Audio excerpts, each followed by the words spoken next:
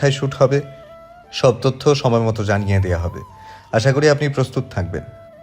রোদেলা মাহাদের দিকে স্থির দৃষ্টিতে তাকিয়ে রইল, চোখে এক অজানা ভাব। এই চুক্তির অর্থ শুধু ব্যবসা, নাকি এর পিছনে অন্য কোনো উদ্দেশ্য লুকিয়ে আছে, সেটাই হয়তো বোঝার চেষ্টা করছিল।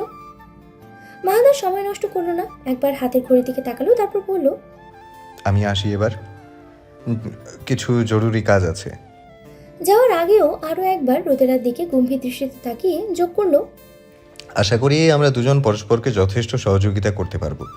আর আপনাকে নিয়ে আমি নিশ্চিত আপনি সবসময়ই পেশাদারিত্ব বজায় রাখেন, তাই কাজের ক্ষেত্রে কোনো অসুবিধা হওয়ার কথা নয়। রোদেলা একটা বিনীত মাথা ঝুঁকিয়ে বিদায় জানালে মাহাদেরটা আত্মবিশ্বাসের ভঙ্গিতে দরজার দিকে এগিয়ে গেল। কিন্তু রোদেলা স্থির বসে রইল তার নিজের জায়গায়। ওর মাথায় ঘুরছে কলকাতার সাথে মাহাদের সম্পর্ক নিয়ে গুটি কয়েক প্রশ্ন। ওকে কেন কলকাতা এত জোর করলো পেপার সাইন করতে, যেখানে সে জানে মাহাদের সাথে প্রফেশনাল দায়িত্ব বজায় রেখে কাজ করা সম্ভব না। কারণ রোদেলা অন্য কোনো ব্র্যান্ডের চুক্তির পেপারে 2 দিন আগেই সাইন করেছে, কিন্তু মিডিয়ায় তা এখনও ডিসক্লোজ করা হয়নি। কিন্তু খুব শীঘ্রই তা পাবলিক জেনে যাবে। তখন কি হবে? মাহাদ যদি ওকে ধোঁকাবাজ ভেবে মামলা করে দেয়? ও আল্লাহ, ওকে এখন কোনো বিপদে ফেসে গেছে। রাত প্রায় 10টা। রিসোর্টের চারপাশ নিস্তব্ধ হয়ে এসেছে। রাতের খাবার শেষে সবাই যে যার ঘরে ফিরে গেছে। রূপ ক্লান্তিতে ঢলে পড়ে খাওয়ার পরপরই ঘুমিয়ে গেছে। শুধু পদ্মর চোখে ঘুম নেই, তার 2 চোখে ঘুরপাক খাচ্ছে একরাশ অস্থিরতা। মনে জমে আছে অজানা এক শূন্যতা, যেন কোনো এক নিঃশব্দ ব্যথা তাকে জেগে রেখেছে। চুপচাপ বাগানের পথ ধরে হাঁটছে পদ্ম। চারপাশে ঝিঝি পোকার একটানা ডাক, হালকা ঠান্ডা হাওয়া এসে চুলের মাঝে মৃদু ছোঁয়া দিয়ে যায়। এই নির্জনতায় পদ্মর নিজেকে আরও বেশি একা, আরও বেশি অচেনা লাগে। কিছুক্ষণ আগেই ভিডিও কলে মাহাদের সঙ্গে কথা বলেছে ও, অথচ সেই অল্প কথা যেন তাকে আনন্দ না দিয়ে উল্টো একরাশ বিষণ্ণতা উপহার দিয়েছে। মাহাদকে আজও ভীষণ ক্লান্ত দেখাচ্ছিল। চোখের নিচে গাঢ় কালি, চেহারায় ক্লান্তির রেখা, আর কণ্ঠে একরাশ অবসন্নতা। পদ্মর বুকের ভেতরটা মোচড় দিয়ে ওঠে। কাজের চাপে হয়তো নুয়ে পড়েছে মানুষটা। নিজের প্রতি যত্ন নেওয়ারও সময় নেই যেন। আগে অন্তত মামির কথা ভেবে হলেও নিজের দিকে একটু খেয়াল রাখতো, কিন্তু এখন তার চোখে শুধুই ক্লান্তি আর নিঃসঙ্গতা। পদ্মর বুকের ভেতরটা কেমন যেন হাহা করে জমে। একটা অজানা ভয়, একটা অজানা কষ্ট তাকে পেছন থেকে টেনে ধরে। ও চায় মানুষটার পাশে দাঁড়াতে, ক্লান্ত চোখে চোখ রেখে বলতে, তুমি একা নও মাহাত ভাই, আমি তো আছি তোমার পাশে, চেয়ে দেখো। কিন্তু পদ্ম জানে ওর অবস্থান এখনও তেমন কোনো জায়গা নেই যে এই কথাগুলো এত সহজেই মুখে বলা যায়। তবু মন যে মানে না। মাহাদের জন্য পদ্মর মায়া দিনকে দিন যেন ভালোবাসার গভীরতায় রূপ নিচ্ছে। ও মানুষটার ক্লান্ত মুখে একটুখানি হাসি দেখতে চায়, চায় তার জীবনের ভার একটু ভাগ করে নিতে। অথচ কিছুই করার নেই ওর, শুধু দূর থেকে তাকিয়ে থাকা ছাড়া, শুধু চোখের কোণে জমে ওঠা এক বিন্দু অক্ষম অশ্রু ছাড়া। পদ্মর মনে হয় মাহাত ভাই ইচ্ছে করেই নিজের কাজে ডুবিয়ে ফেলেছে নিজেকে, যেন ব্যস্ততা থেকে পালিয়ে বেড়াচ্ছে। অথচ আগে তো এমন ছিল না। আগে ছুটির দিনগুলোতে দুজন কত মজা করতো, কত জায়গায় ঘুরতে যেত, ছোটোখাটো বিষয় নিয়েও কত কথা হতো ওদের মধ্যে। কিন্তু আজকাল যেন মাহাত ভাই ধীরে ধীরে ওর থেকে দূরেই সরে যাচ্ছে। আজও তো কত উচ্ছ্বাস নিয়েই ফোন করেছিল পদ্ম। এখানে এসে কি করেছে, কোথায় কোথায় ঘুরেছে, সব মাহাতকে বলবে ভেবেছিল। কিন্তু জাহাপনার এসব শোনার কি আজ সময় নেই? বরং উল্টো বিরক্ত হয়ে বলেছে তাকে এখন ফ্রেশ হয়ে কাজে বসতে হবে। পদ্ম কিছু বলতে গিয়েও থেমে যায়। ওর মন খারাপটা যেন বোঝারও প্রয়োজন মনে করলো না মাহাত ভাই। উল্টো কিছুক্ষণ বকাঝকা করলো, কারণ তার টিচার ফারিহা আবারও পদ্মর নামে অভিযোগ তুলেছেন মাহাদের কানে। আজও নাকি বড় কোনো ভুল করে বসেছে পদ্ম।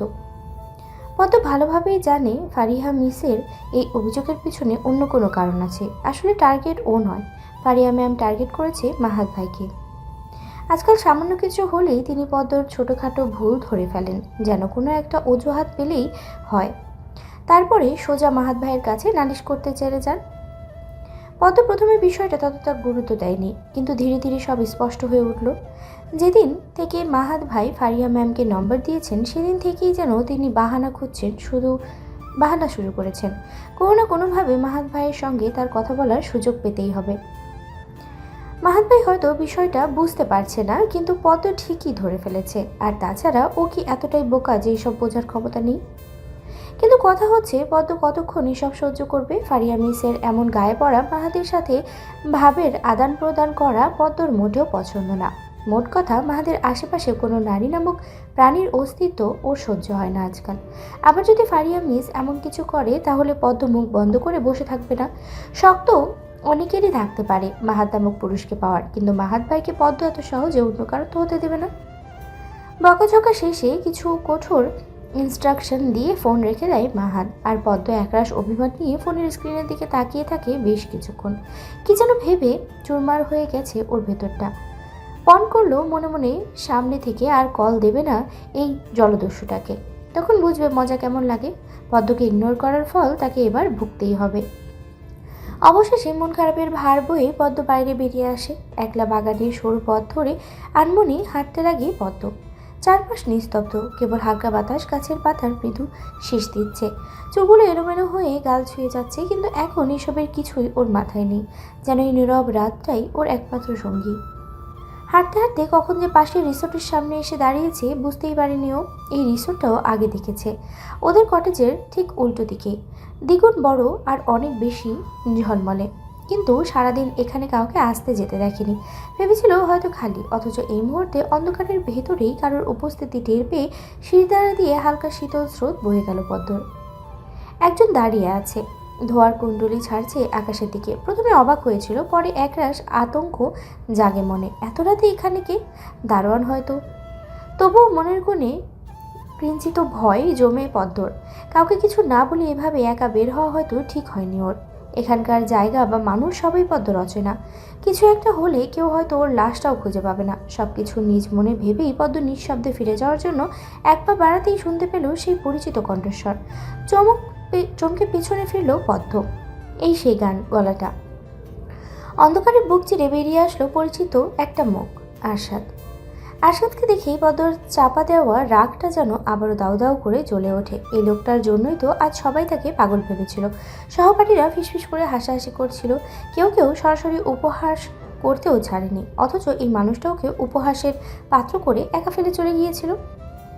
তখন তো পালিয়ে বেঁচেছিল, তাহলে কি মনে করে সে আবার পদ্মর সামনে এসেছে? কি ভেবেছিল পদ্ম সব ভুলে যাবে? না রে বাছা ধন, পদ্ম ভুলে না, আর না কাউকে ওকে ভুলতে দেয়। আজ এই ব্যাটাকে তার ভুলের মাসুল তো দিতেই হবে। এই, আপনি এখানে কি করছেন? নিশ্চিত চুরি ডাকাতির উদ্দেশ্য আছে। এই রিসোর্টের লোক কোথায়? দাঁড়ান, আমি এক্ষুনি ডাকছি সবাইকে। তারপর সবাই মিলে আপনাকে এমন গণপিটানি দিবে, পাপের জন্মে কখনো ভুলবেন না। দাঁড়ান। গাঁজা গিলেছ? গাজা গিলি বা আপনার মাথা, তাতে আপনার কি? আপনি আমার পিছু নিচ্ছেন কেন? আমি তোমার পিছা নিচ্ছি? তোমার মনে হয় আমার এত সময় আছে? কেন? আপনি কোন দেশের রাজা মহারাজা যে সময়ের এত অভাব? রাজা মহারাজা না হলেও আমার সময় তোমার মতো পাগলদের পেছনে খরচ করার জন্য নেই। পাগল বলছেন কাকে? পদ্ম তেড়ে আসে আরশাদের একদম কাছে। ওর চোখ দিয়ে যেন আগুন ঝরছে। কত বড় সাহস এই বদলোকের, ওকে পাগল বলে! পদ্মর রাগ উঠলে ইট দিয়ে না মাথা ফাটিয়ে দেবে।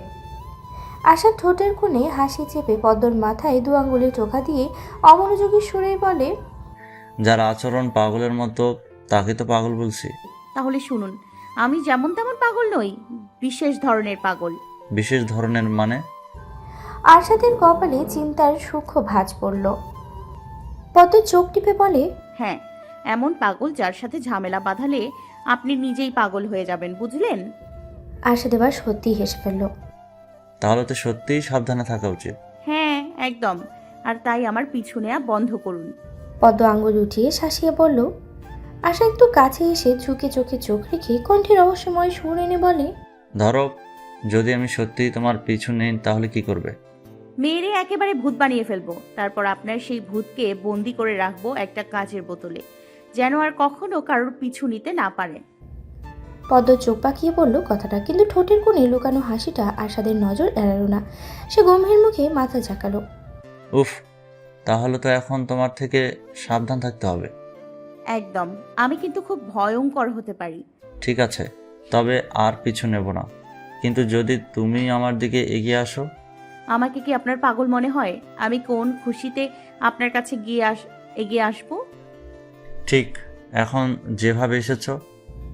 পদ্ম হঠাৎই সচেতন হয় নিজের অবস্থান নিয়ে। দেখে সত্যি ও উত্তেজনায় লোকটার অনেকটা কাছে এসে দাঁড়িয়েছে।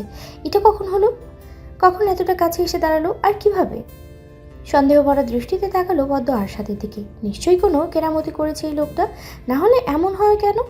কিছু ঘটে যায় অথচ পদ্ম টেরই পায় না। মনে হচ্ছে যেন কোনো কালো জাদু টাদু করেছে। পদ্ম দ্রুত ওখান থেকে সরে যাওয়ার পরিকল্পনা করল, কিন্তু ঠিক তখনই সামনের মানুষটি যেন তার মনের ভাব জেনে ফেলে। আরশাদ কোনো সুযোগ না দিয়েই এক হাতে ওকে তুলে নেয় শূন্যে। পদ্ম ভয়ে চিৎকার করে উঠতে গেলে তার আগে আরশাদ শান্ত স্বরে বলে, চেঁচালে বিপদ তোমারই হবে, বুঝলে? সবাই চলে এলে কি বলবে তুমি? এত রাতে কাউকে কিছু না বলে রিসোর্ট থেকে বেরিয়েছো কেন? আর আমি বাকে, তুমি কেন আমার সাথে? সবাই আমাকে তোমার গোপন প্রেমিক মনে করবে। পদ্ম থমকে গেল। ঘটনা তো সত্য, সবাই নিশ্চিত ওকেই সন্দেহ করবে। ও জানে যদি ফারিহা মিস এইসব জানতে পারে তাহলে খবর পৌঁছাতে সময় লাগবে না মাহাত ভাইয়ের কাছে। আর মাহাত ভাই, সে তো ওকে তেল নুন ছাড়াই ভুনা খিচুড়ি বানিয়ে ফেলবে ওখান থেকে। ওর গলা শুকিয়ে গেল। কি ভয়ঙ্কর এই মানুষটা, ওকে বিশ্বাস করাই ঠিক হয়নি। পদ্মর মন একবার বলল আশাদের হাতে কামড় বসিয়ে দৌড়ে পালাক, আবার পরক্ষণেই মনে হলো যদি ব্যথা হয় তখন। পদ্ম তীব্র দৃষ্টিতে তাকালো আরশাদের দিকে। আমাকে নামান। গলায় যতটা সম্ভব দৃঢ়তা এনে বলল। আরশাদ যেন একটু মজা পেল এমন পরিস্থিতিতেও। ঠোঁটের কোণে এক চিলতে হাসি টেনে বলল, নামিয়ে দেবো, কিন্তু আগে কথা দাও এখনই পালিয়ে যাবে না। পদ্ম তাতে দাঁত চেপে বলল, ঠিক আছে, যাব না। নামান এক্ষুনি। আর সে একটু দ্বিধা করে শেষমেশ ওকে মাটিতে নামিয়ে দিল। পদ্মর সাথে সাথেই এক পা পেছনে সরল, যেন এখনই ছোট দেবে। এক পাও যদি সামনে বাড়াও আবার তুলে নেব। আরশাদের স্বর শান্ত, কিন্তু তাতে এমন কিছু ছিল যা পদ্মর শির দ্বারা দিয়ে শীতল স্রোত বইয়ে দিল। পদ্ম থেমে গেল। ও বুঝতে পারছে এই লোকটাকে এত সহজে ফাঁকি দেওয়া যাবে না, কিন্তু পালাতেও হবে। না জানি কি করে ওর সাথে। আপনি আমাকে এখানে তুলে এনেছেন কেন? পদ্ম রাগে আগুন হয়ে বলল। আরশাদ কিছুক্ষণের জন্য চুপ করে তাকিয়ে থাকলো পদ্মর দিকে। এভাবে তাকাতে দেখে ভড়কে যায় পদ্ম। তারপর বাঁকা হেসে এক অদ্ভুত স্বরেই বলল আরশাদ, কারণ তুমি আমার ফোন ধরনি তাই। ফোন? আরে ভাই, আপনার ফোন আমি ধরতে যাব কেন? সেটা হয়তো আপনার কাছে আছে, চেক করে দেখুন। আমার কারো জিনিস হাতাহাতি করার অভ্যাস নেই। থাপড়িয়ে দাঁত ফেলে দেবো ফাজিল মেয়ে। আমি আমার ফোনের কথা বলছি না। আমি তোমাকে ফোন করেছিলাম কয়েকবার, ধরনি কেন? এক মিনিট, আপনি আমার নাম্বার পেলেন কোথায়? এটা কোনো বড় ব্যাপার নয় পদ্ম। আমার কাছে তো দেশের প্রাইম মিনিস্টারেরও নাম্বার আছে।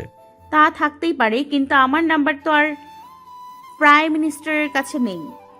তাহলে আপনি পেলেন কি করে? আরশাদ দম নিল।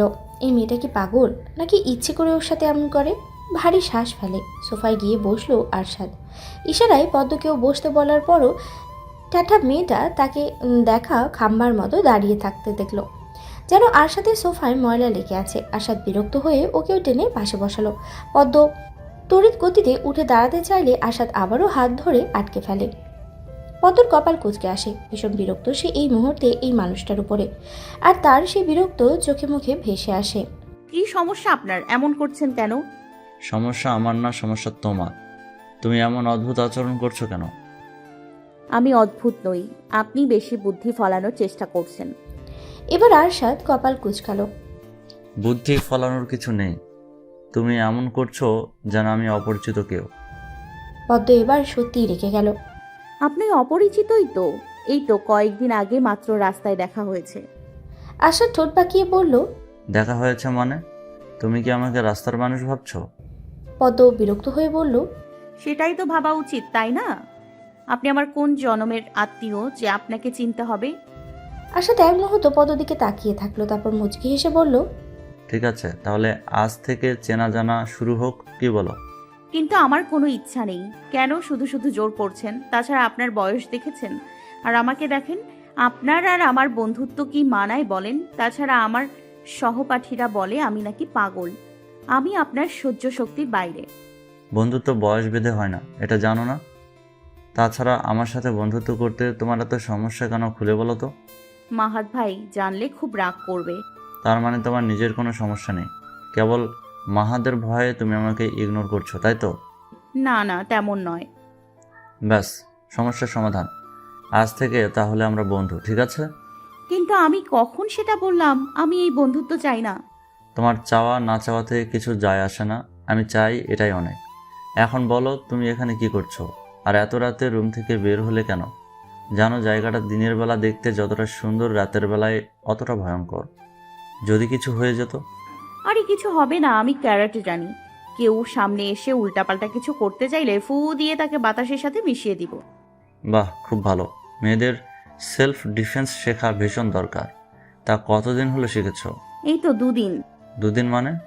মানে হলো আজ ভর্তি হয়েছিলাম, কাল পা ভেঙে বাড়িতে বসে পড়লাম। তারপর অবশ্য মাহাত ভাই খুব চেষ্টা করেছে ক্যারাটের ক্লাসে নিয়ে যাওয়ার জন্য, কিন্তু আমিও কম কিসে।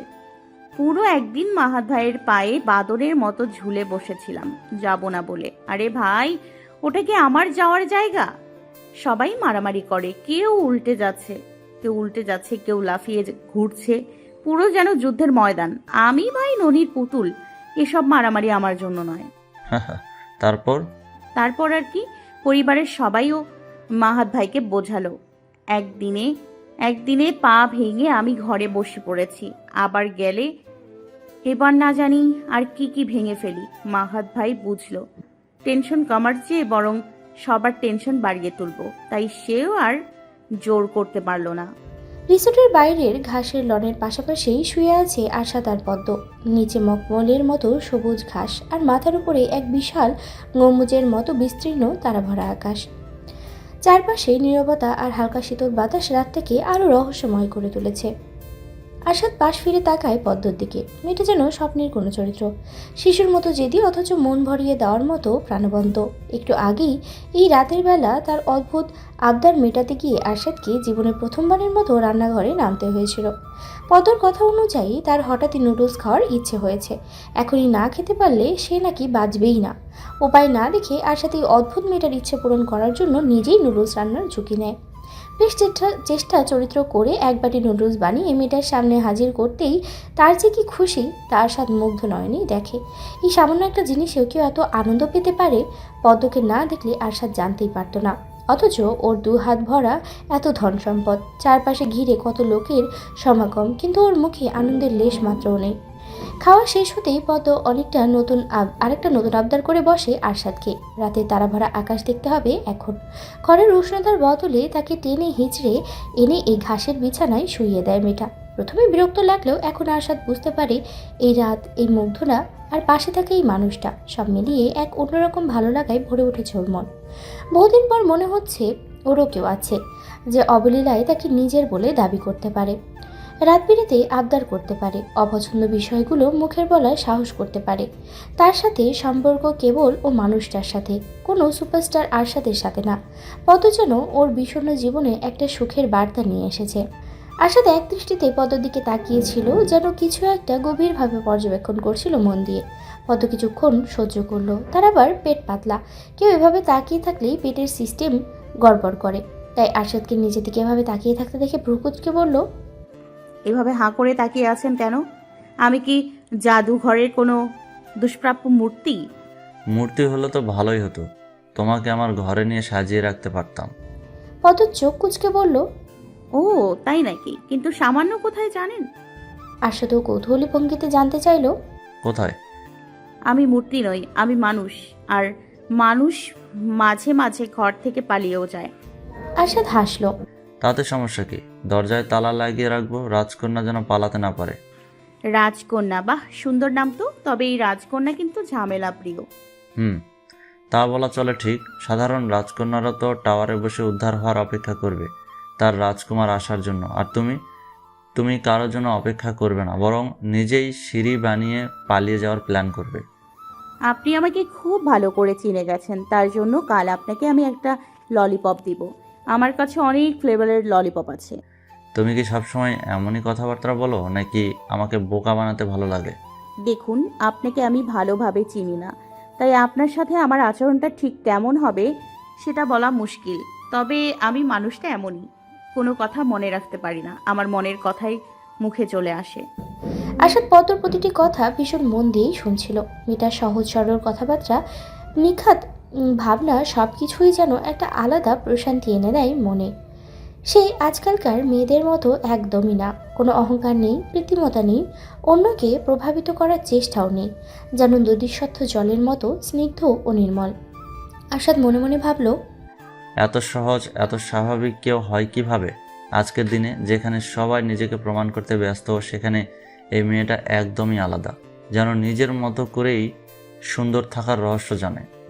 পদ্ম তখনও নিজের কথার রেশ ধরেই হেসে চলেছিল, একেবারে স্বতঃস্ফূর্তভাবে। আশাদ খেয়াল করলো পদ্মর হাসিতেও কোনো ভান নেই, চোখের তারার কোনো কৌশল নেই। এ যেন একদম খাঁটি নিখাত এক স্বচ্ছ আনন্দ। হঠাৎই আশাদ বেখেয়ালি মনেই বলে ফেলল,